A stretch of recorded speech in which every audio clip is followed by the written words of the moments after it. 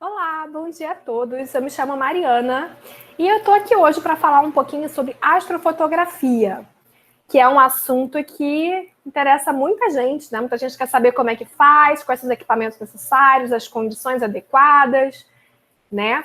E eu vou falar um pouquinho para vocês hoje. O tema é muito extenso, então nós temos 30 minutos, né? Então eu vou dar assim uma noção de tudo isso, né? Tentar aqui fazer um milagre, né? Tentar resumir tudo para vocês, mas eu estou sempre produzindo um pouco de conteúdo com relação a isso lá na minha página. Vou indicar alguns canais também para vocês aprofundarem um pouco mais nos assuntos, tá? Eu vou dar aqui uma noção básica hoje do que é essa maravilhosa astrofotografia. Gostaria também de, antes de começar, de agradecer o convite, né, para poder participar desse encontro com muitos feras, né, da área da astronomia. E muito obrigada. Então, vamos começar. Então, vamos lá, gente, vamos começar. O nome da palestra é Astrofotografia Eternizando as Joias do Céu Noturno. Eu escolhi esse nome, né, porque eu achei que foi uma boa metáfora, né? Porque a fotografia é a arte de fotografar, de eternizar momentos e de fotografar a luz, né? Então, vamos imaginar que os objetos, os corpos celestes, os nossos aglomerados, enfim, eles são joias do nosso céu, que a gente está buscando sempre eternizar, né?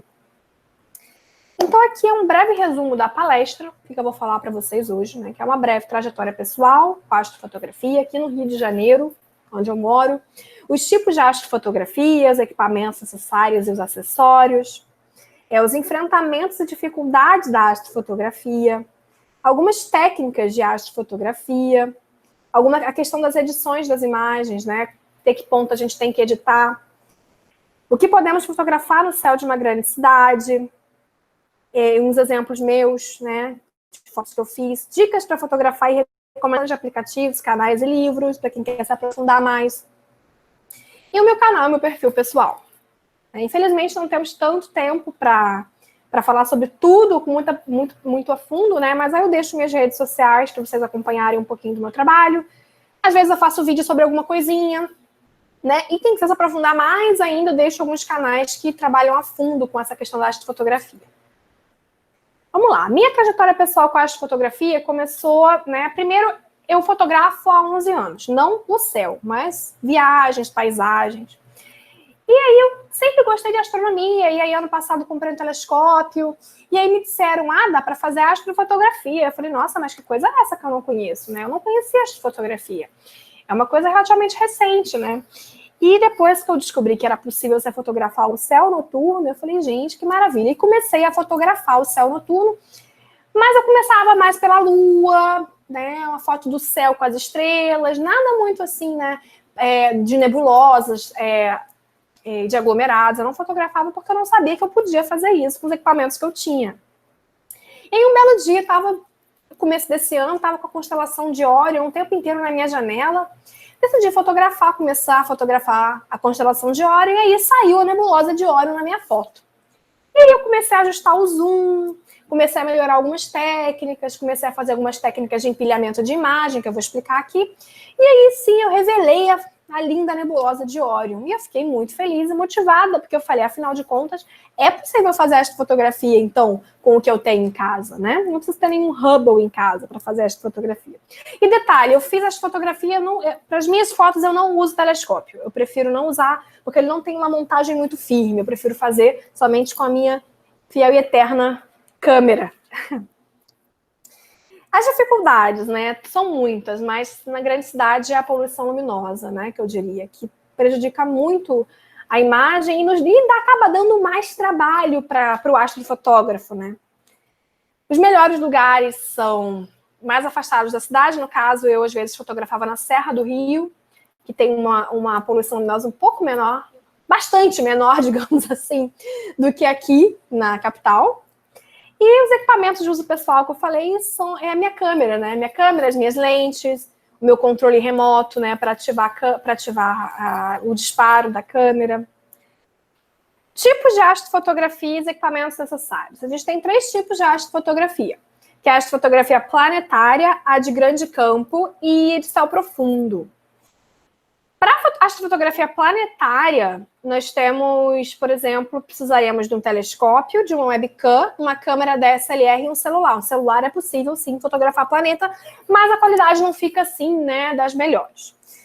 Um telescópio, porque você precisa, né, de um zoom. Uma webcam, muita gente usa, né, essa webcam aqui, a Logitech, né? E a câmera DSLR, né, que é essa câmera aqui, de trocar lente. Então, você tem vários equipamentos, por exemplo, você tem esse anel aqui, nós temos esse anel aqui, né, que você encaixa na câmera e a câmera entra no telescópio, como tá aqui, ó, nessa imagenzinha aqui. Nós temos o suporte de celular, que você monta o celular aqui e bota o ocular aqui atrás, como eu botei aqui na imagem. E temos essa webcam, né, que eu falei, que ela todo mundo usa para fotografar planetas.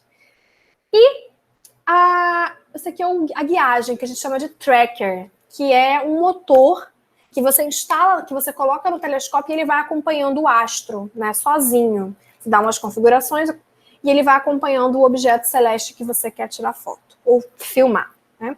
E isso é muito bom. E para astrofotografia, eu indico sempre a montagem equatorial de telescópio, que é completamente oposta da minha. Por quê? Porque além de dar mais estabilidade, você consegue colocar um motor nessa montagem. No meu, eu não consigo botar um motor, por exemplo. Então, quem tem uma montagem assim, é possível tirar foto, mas fica um pouquinho mais difícil, tá? Então, o ideal, você quer a telescópio para observar, pode ser a montagem azimutal. Você quer um telescópio para fotografar, montagem equatorial. Astrofotografia de grande campo, nós podemos usar a câmera DSLR e um tripé bem firme, tá? Bem firme mesmo. E uma lente, né? Pode ser uma lente menorzinha como essa, né? Quanto menor a lente, mais dados do campo, né? Mais dados do lugar você consegue capturar, né? A astrofotografia de grande campo, ela por exemplo, aquela imagem que a gente vê as montanhas e a Via Láctea por cima, as árvores e a Via Láctea por cima. Então, essa astrofotografia de grande campo que você precisa de uma lente de zoom muito grande. Na verdade, o ideal é uma lente menorzinha para você captar vários detalhes do ambiente. Tá? E o celular também é possível. Tem muitos celulares que já vêm com a função noturna, né? E se não vier, tem aplicativos que ajudam nessa empreitada, né? Temos a fotografia de céu profundo. O que é? Que é fotografar nebulosas, aglomerados, né? Galáxias, por exemplo, a galáxia de Andrômeda. Então, você vai precisar de um telescópio de montagem equatorial, um tracker, né? Que é a guiagem, para acompanhar esse objeto. Ou você vai precisar de uma câmera, né? Como eu expliquei, usando isso aqui, adaptando no telescópio, uma câmera e um telescópio, ou simplesmente uma câmera e um tripé, né? Que eu não botei aqui, na verdade, mas é possível você fotografar objetos do céu profundo com a sua câmera e um tripé. Eu faço isso todos os dias. Eu prefiro uma lente zoom para fotografar o céu profundo, tá? Porque você foca mais no objeto que você quer, você dá um recorte naquele objeto, né? Então eu uso essa lente sempre quando eu quero fotografar uma nebulosa, um aglomerado, tá? E um tripé muito firme. Só que aí, quando a gente fala de nebulosa de céu profundo, você precisa acompanhar esse objeto, né? Então, se você quer capturar, né, esses objetos do céu profundo, você precisa de um tracker, né? Que é também, né, o tripé. Você instala um motor aqui no tracker, a câmera, e você consegue acompanhar o objeto. Eu não tenho tracker, por isso que eu botei essa pergunta. Sem tracker é possível? E a resposta, sim, é possível. É mais difícil, mas é possível. Mas eu vou explicar como é possível. Tá, quais são as dificuldades de se fotografar numa cidade grande? Eu estou falando de um contexto de cidade grande, porque eu moro na cidade grande. Né? E eu estou focando mais, né, na questão da fotografia diretamente com a câmera sem o telescópio, mas também se estende um pouco a explicação para o telescópio. Enfrentamentos, poluição luminosa. Como é que eu sei a poluição luminosa da minha cidade, do meu local? Né? Tem uma escala chamada escala de Bortle. que é justamente o que descreve a quantidade de poluição luminosa que tem em um determinado lugar. A escala de Bortle vai de 1 a 9. Quanto mais próximo de 9, pior é o seu seeing, né, que chamam, a visibilidade. E quanto mais próximo de 1, melhor é a sua possibilidade de ver o céu, de ver as estrelas. Tá? Então, sempre atento para isso. Tá, tô indo viajar para algum lugar, quero me planejar, quero fazer astrofotografia, quero saber qual é a escala de Bortle daquele lugar. Você pode usar um site chamado Light Pollution Map, que você joga ali, você abre o site e você vai dando zoom e arrastando o mouse para a região que você quer. E aí você consegue ver, né? Quanto mais verdinho for, melhor é. Quanto mais próximo do vermelho, pior é a escala de pior é a poluição luminosa, né? Isso é para você se planejar. Agora, se você está num lugar e você quer saber as suas condições para fotografar, né? Condições climáticas, umidade, que atrapalha muito também, né? Você pode ver o aplicativo Good to Stargaze, que tem para Android, que tem para iOS. E nele você consegue ter um panorama geral do lugar que você está. A escala de Bortle que você tem, quantidade de umidade, nuvens, possibilidade de ter uma foto boa ou não, de observar ou não. Então, são muito interessantes esses dois lugares. O Good to Stargaze também tem um site, tá? Mas eu uso o aplicativo de celular. Então, Light Pollution Map, para você se planejar, para você ver a escala de Bortle de vários lugares, e Good to Stargaze, para você ver o lugar que você já está. Nós também temos enfrentamentos com a atmosfera. A atmosfera atrapalha muito, gente, dependendo, né? A gente não vê a olho nu, mas quando a gente olha com o telescópio, a gente percebe uma turbulência, principalmente observando a Lua. Então, eu gosto muito da citação do Lang, que ele fala assim, que fotografar algo que está fora do nosso planeta, né? Para a gente fotografar com perfeição, a gente tinha que ter um telescópio fora do nosso planeta, como no caso nós temos o Hubble, né? Mas nós não temos nenhum Hubble fora do nosso planeta, nós estamos aqui dentro do nosso planeta querendo fotografar lá fora. Então, é como se estivéssemos submersos na água de uma piscina, tentando observar os objetos acima da superfície, né? A gente vê turvo, a gente não consegue ver muito bem, né? É exatamente isso. Ou a imagem fica trêmula e mal definida, semelhante a observar através de ar quente, sob fogueira e asfalto. Essa é a atmosfera, uma metáfora perfeita para entender o quanto ela atrapalha a nossa foto, né? E para evitar também poluição mesmo, não só luminosa, a gente tem que priorizar por fotografar os objetos no zênite. O que é o zênite? O ponto mais alto no céu. Porque quanto mais próximo do horizonte, mais poluição temos. Por isso que o sol, né, quando está se pondo, ele fica vermelho, laranja, roxo, né?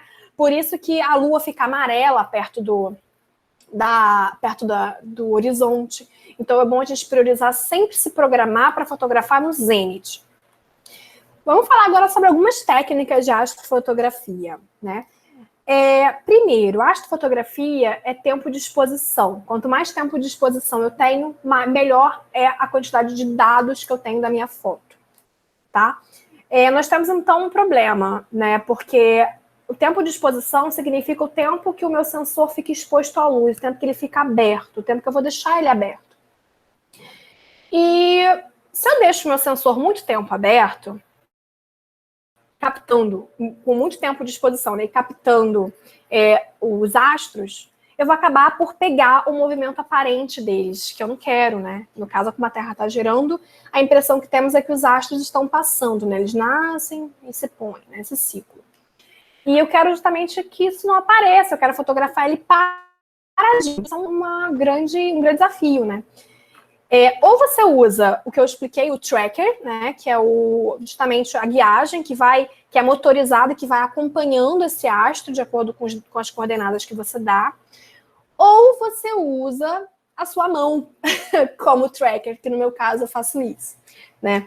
Eu tenho que fotografar com longa exposição, mas eu tenho que dar conta disso, né, de fotografar os objetos que estão se mexendo. Então, para quem não tem tracker, né? Como que vai ser esse desafio? A gente vai fazer a técnica do empilhamento de imagens, né? Que também para quem tem tracker acaba fazendo, mas para quem não tem, a gente usa empilhamento de imagens. O que é o empilhamento? É eu captar várias imagens iguais e empilhar no final. Por quê? né? Essa técnica do empilhamento, ela simula, né, a sua câmera aberta com o tempo exposta àquele objeto por muito tempo. É que nem a metáfora do olho humano, né? Quanto mais tempo eu deixo meu olho aberto, mais luz vai entrar e mais eu vou me acostumar ao ambiente. Então, você precisa fazer, em vez de deixar a sua câmera, né? Como eu não tenho tracker, né? Eu, em vez de deixar minha câmera aberta, parada lá, com o tracker acompanhando, por mais tempo de exposição, eu não tenho como fazer isso. Então, o que eu tenho que fazer? Eu tenho que fazer um cálculo, ou então vai no feeling mesmo.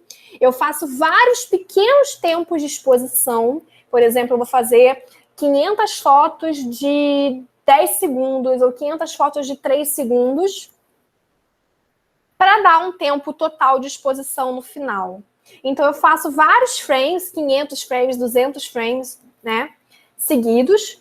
E no final eu uso um software para empilhar tudo isso. E aí, quando empilha tudo isso, você vê muitos detalhes, mas muitos detalhes que você não consegue ver em apenas uma foto, né? Então, o empilhamento é basicamente eu fracionar esse tempo, eu dividir esse tempo de exposição. Em vez da minha câmera ficar aberta, exposta durante muito tempo, né, enfrentando aí a poluição luminosa, que quanto mais se eu deixar muito tempo aberto, vai estourar a minha imagem, vai ficar aquele clarão, ou então vai deixar o rastro de estrela, que não é o que eu quero, embora exista essa técnica.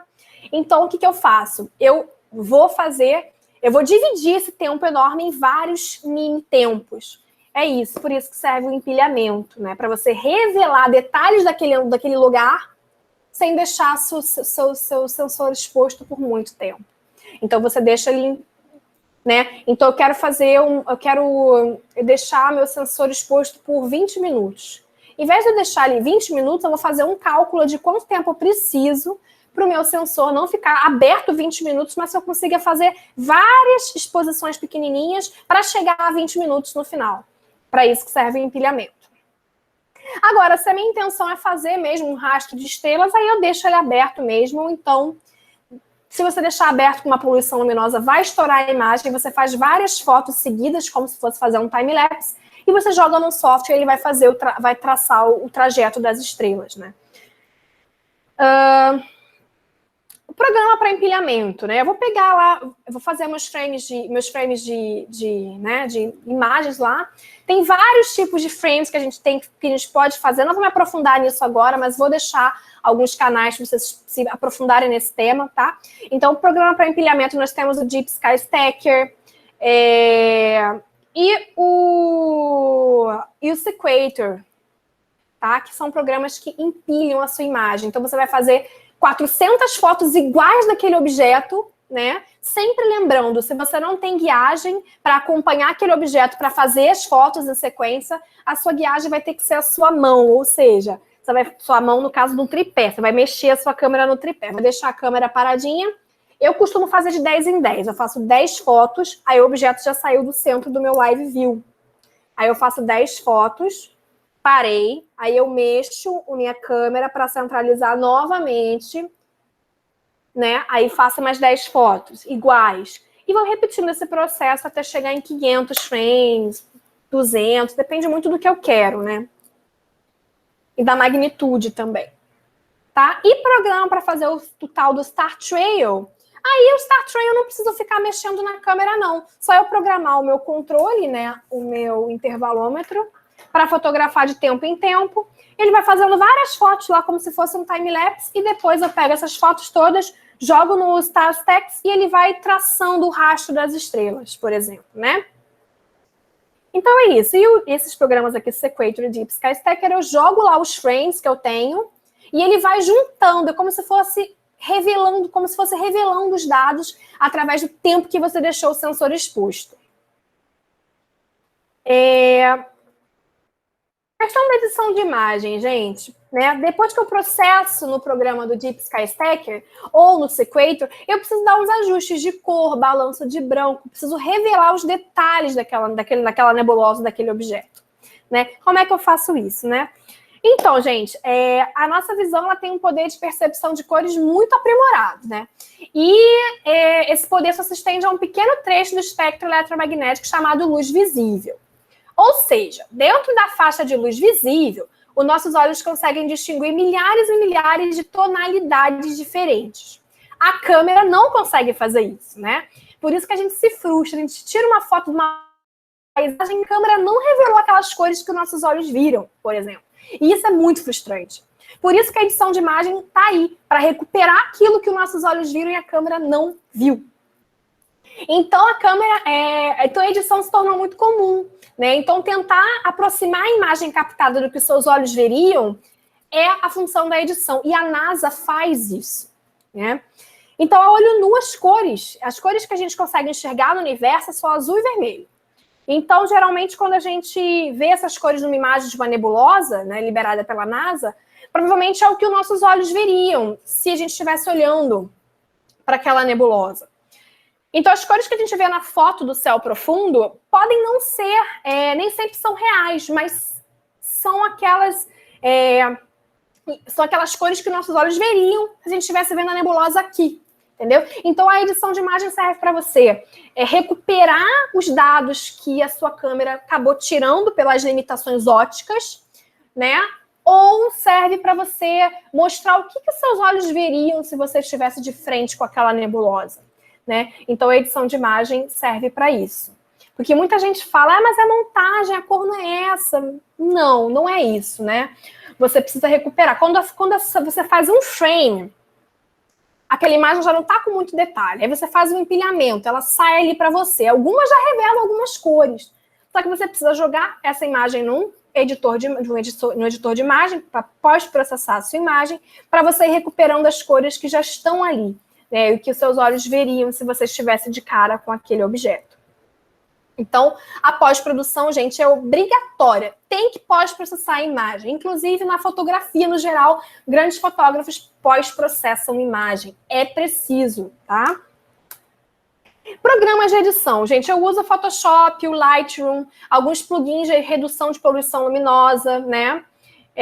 Como os pacotes da ProDigital, que são plugins. O Hasta La Vista Green, que é um plugin que tira o verde, que adora aparecer na poluição luminosa, nas imagens, é o verde, né? Então, ele tira esse verde. Tem o Registax, que é para empilhamento planetário. Quando você quer revelar detalhes do planeta, você pode fazer várias fotos e empilhar também. Tem o pacote Nick Collection, que tira ruído, né? Que trabalha mais a nitidez, né? No Photoshop tem o Camera Raw, que é excelente para você editar imagens também. Que é tipo um Lightroom, na verdade. Então é isso, gente. E o que eu fiz, né, na grande cidade? O que eu fotografo na grande cidade usando essa técnica de empilhamento, né? Não posso deixar meu sensor exposto por muito tempo, porque senão vai estourar a imagem e vai deixar rastro. Vai entrar muita luz que tenha da poluição luminosa, e aí eu tenho que fazer a técnica do empilhamento, que é dividir esse tempo de exposição em vários tempos de exposição e depois juntar essa imagem. Então, foi o que eu consegui fazer aqui no Rio de Janeiro, capital, com poluição luminosa assim, bombando. Eu consegui fotografar o aglomerado, né, do Cruzeiro do Sul, que é o aglomerado Caixinha de Joias. Eu fiz a técnica do rastro de estrelas usando o StarStax. Deixei minha câmera lá fotografando ad eterno e depois joguei no StarStax. Ele traçou o trajeto que a estrela fez. Nebulosa de Órion foi a minha primeira foto, gente. A primeira foto que eu fiz da nebulosa de Órion foi essa. E que eu fiquei emocionada porque eu vi que era possível fazer, né? Eta Carinae, nebulosa de Eta Carinae, né? Também consegui fazer com técnica de empilhamento. Quem quiser depois os dados de cada imagem, quantos frames eu usei, configurações, tá tudo nas minhas páginas que eu vou passar para vocês, tá? Tem aqui, ó, o Poço dos Desejos, que é um aglomerado que fica aqui em Carina, né? Eu consegui fotografar aqui essa região de aglomerados que tem do Cruzeiro do Sul, Saco de Carvão, a nebulosa Eta Carinae aqui pequenininha. Consegui capturar a nebulosa de Trífida e Laguna, né, que é uma nebulosa que fica próxima ali de Escorpião. Né, consegui fotografar parte da Via Láctea, tá vendo aqui no céu daqui do Rio de Janeiro. Óbvio que você olha para o céu, você não vê isso. mas de acordo com as técnicas para você revelar essas imagens e burlar essa poluição luminosa, você consegue atingir resultados como esse. A Via Láctea, gente, ó, aqui é o aglomerado de Ptolomeu e da borboleta, e a Via Láctea aqui, as fissuras, as nebulosidades. O aglomerado de Pleiades do Sul. Aqui são aglomerados da Via Láctea no geral, ó, Ptolomeu e borboleta. Cruzeiro do Sul, Saco de Carvão, que é uma nébula escura que fica ali. Aqui também Saco de Carvão, Cruzeiro do Sul, Via Láctea. Ômega Centauri, um aglomerado globular. Novamente, a nebulosa de Órion, que eu fui melhorando um pouquinho, né? Então, é tudo o que você consegue fotografar com a técnica de empilhamento na cidade grande. Tá? E a maioria delas eu fiz com essa lente aqui, gente, tá? Só as fotos da Via Láctea, no caso, como essas daqui, né? Ai, meu Deus, cadê a Via Láctea? Já perdi aqui, gente. No caso dessa daqui, né, que eu peguei a Via Láctea, essa aqui eu fiz com essa lente menorzinha, para pegar um campo maior, tá? Então, quanto mais você foca no objeto, mais você enquadra, mais você fecha o frame, né? Então, aqui eu vou dar algumas dicas para vocês fotografarem, né? Para vocês montarem o set de vocês. E alguns aplicativos e canais, livros, tá? Vamos começar, então, a fotografia com telescópio. Quando você for fotografar com telescópio, você faz, se você quiser fotografar com celular, por exemplo, você já faz deixa pronta a sua montagem, né? De celular, suporte ocular, para você já achar o objeto e já colocar o celular ali para você não perder tempo. Para você disparar a imagem e não tremer o seu celular ou a sua câmera, né? Usem o fone de ouvido para disparar.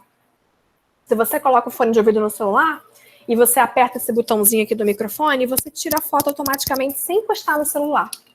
Então isso é muito bom para quem fotografa com celular ou com a câmera. Você pode usar na câmera ou configurar, né, o automático ou usar o controlezinho. E atentar para configurações de ISO, velocidade e abertura, gente, tá? Isso aqui eu não vou poder explicar agora porque isso seria um outro vídeo, né? Porque é muito complexo. Aplicativos, né? Para você fotografar com celular, DSLR Câmera é um aplicativo legal. Se você não tem as configurações noturnas do seu celular, você pode baixar uma câmera que tenha. Tem o Nightcap, que ele é um aplicativo de astrofotografia muito legal. E tem o Lightroom Mobile, que ele tem uma câmera muito boa também e você pode configurar, né? Telescópio e câmera, a mesma coisa, já deixar pronta a montagem da câmera. Usar o disparo automático ou intervalômetro, esse controle aqui, para você apertar aqui, disparar e não mexer na sua câmera. E atentar para as configurações de ISO, velocidade e abertura novamente. Montagem do equipamento. Gente, como é que a gente vai montar o equipamento? A gente tem que primeiro se acostumar com o escuro, né? Já reparou que quando a gente sai de um lugar muito iluminado e olha para o céu, a gente não consegue ver as estrelas? Só depois de um tempo que a gente vê? Então, acostuma os seus olhos pelo menos 30 minutos antes de você começar a fotografar, tá? Para você começar a ver com mais clareza as estrelas. A única fonte de luz que pode ter no seu set de fotografia é uma luz vermelha, tá, gente? Não, nada de luz, né? Ah, eu vou ligar a lanterna para eu poder mexer no meu equipamento. Não faça isso. Liga a lanterna com papel celofane vermelho, tá? É isso aí, desde a montagem até a desmontagem do equipamento. Não use lanterna, porque isso ofusca de novo o seu olho, tá? A luz vermelha é a única que seu olho tolera sem ofuscar. Todos os objetos que você levou meia hora para você acostumar a ver. Acompanhar o horário dos objetos celestes pelo Stellarium ou outros apps do celular, como Skyview e Starwalk. Então, você consegue, inclusive, calcular a hora que os objetos vão aparecer, onde que eles vão aparecer, para você já planejar. Então, sempre vai antes, monta o set antes, controla pelos aplicativos. Você pode planejar a sua captura. Tem os aplicativos como os Good to Stargaze, que eu já indiquei, o Find Starlink, se você quer ver um Starlink, o ISS Live Now, você consegue ver onde a ISS vai passar e está passando. Além de você conseguir ver vídeos de transmissão ao vivo de lá. Você programa sempre, faz um roteiro para isso, né? Hoje eu quero fotografar Cruzeiro do Sul e Itacarina, e desce com esse objetivo. E aí você consegue buscar no seu aplicativo, né? Coisa para você saber a hora que eles vão estar ali, onde eles vão estar. E sempre priorizar fotografar perto do zênite, como eu já expliquei. E sempre anota as configurações das fotos que você fez. Porque às vezes, por exemplo, eu quero fotografar 200 fotos hoje de Itacarinai. Só que aí amanhã eu quero recolher mais frames, porque ninguém merece fazer 800 frames num dia só, né, gente? Ainda mais sem viagem como eu. Então, o que eu faço? Eu fotografo 200 frames hoje, anoto a configuração, dia seguinte eu volto, faço mais 200 com a mesma configuração que eu fiz, né, para ir juntando tempo de exposição, e aí você vai revelando mais dados daquela nebulosa. Então, sempre anota. Inclusive, para você colocar em grupos de astrofotografia, eles pedem os dados da imagem, porque aí você ajuda outras pessoas a fazerem fotos semelhantes, né? E, por fim, vou indicar aqui alguns canais no YouTube, né? Muitos canais de astrofotografia são americanos ou europeus, são todos de fora. Nós temos o Astro Backyard, aqui faltou o D, Astro Backyard, tem o Peter Zelinka, tem o Nebula Fotos, tudo no YouTube. E nós temos um canal brasileiro, que foi o que eu aprendi muito do que eu sei, que é o canal do Oberlan, que é o Astro Space. Ele faz um resumo de todos os canais que tem, assim, no mundo. Ele pega e simplifica pra gente na nossa língua, o que é sensacional. Temos alguns livros, né, de astrofotografia prática, né, que é o do Andolfato, do Rodrigo Andolfato, um astrofotógrafo brasileiro. Nós temos o Fotografando o Céu Noturno, Introdução à Astrofotografia Básica, do Rodolfo Lang, né? E nós temos um episódio do podcast Essa Tal de Ciência, onde a gente falou de astrofotografia. São 40 minutos ali, 40 e poucos minutos ou mais, falando de astrofotografia. Gente, esse episódio ficou incrível. Tudo que eu falei aqui, eu falei lá, só que eu dei mais detalhes porque a gente tinha mais tempo. E para quem quer acompanhar mais o meu trabalho, ver as configurações das fotos que eu fiz, né? Ou ver alguns vídeos que eu faço sobre equipamentos e sobre a minha saga de fotografar aqui na poluição luminosa no Rio de Janeiro, eu tenho o Behance, que é a minha página de fotografia. Lá eu boto fotografia e astrofotografia.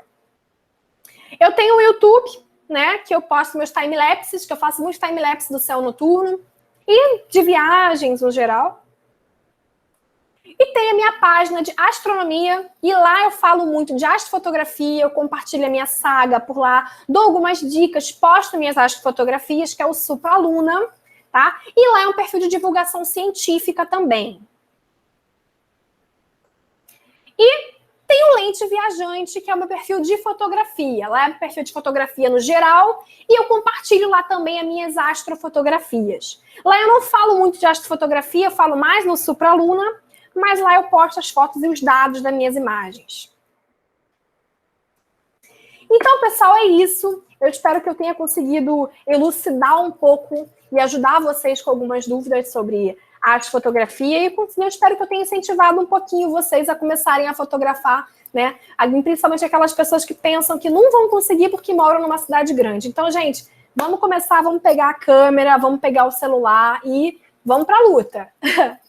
Então é isso, pessoal. Obrigada e se divirtam com as próximas palestras. Nós temos muitas outras para acontecer. Tchau, tchau!